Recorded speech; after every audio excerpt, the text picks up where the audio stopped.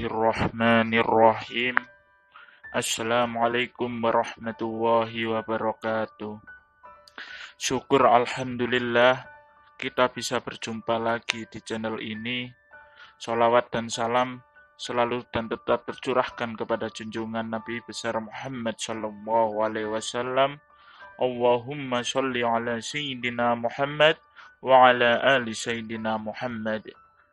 Harapan dan doa saya, semoga saudaraku semuanya selalu diberikan kesehatan, dilapangkan rezekinya, diampuni dosa-dosanya, dan dipanjangkan umurnya. Amin, amin ya rabbal alamin. Sebelum kita mulai, saya mengajak kepada pemirsa YouTube yang beriman untuk meringankan tangan, untuk klik like dan subscribe pada channel ini. Sahabat beriman yang dirahmati Allah, setiap muslim yang berakal pasti mendambakan pernikahan yang bisa menenteramkan hatinya. Salah satu upaya untuk mendapatkan ketentraman dan kebaikan hidup setelah menikah adalah istri yang soleha. Rasulullah Shallallahu Alaihi Wasallam pernah bersabda, dunia adalah perhiasan dan sebaik-baiknya perhiasan dunia adalah wanita yang soleha.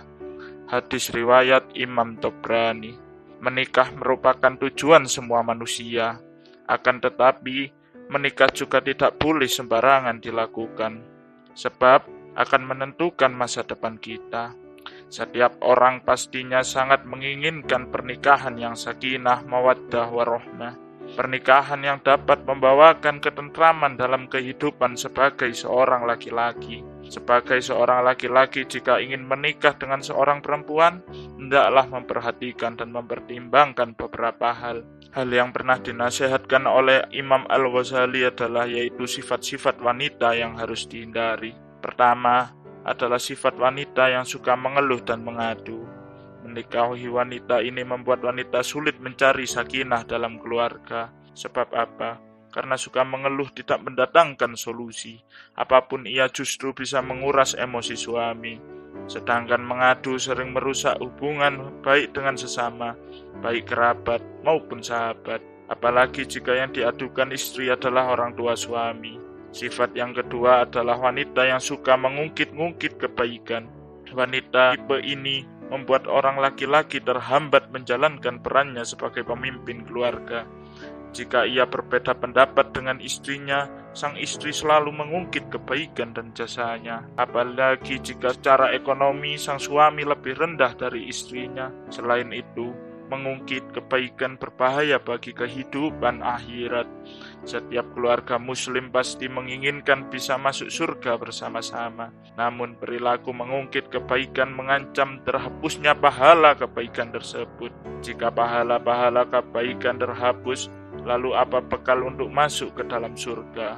Sifat yang ketiga adalah sifat wanita yang suka menceritakan dan membanggakan orang di masa lalu. Jika ia seorang janda, ia membangga-banggakan mantan suaminya.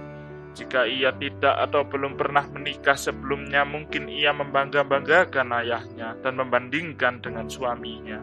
Atau mungkin membangga-banggakan saudaranya atau temannya di hadapan suaminya.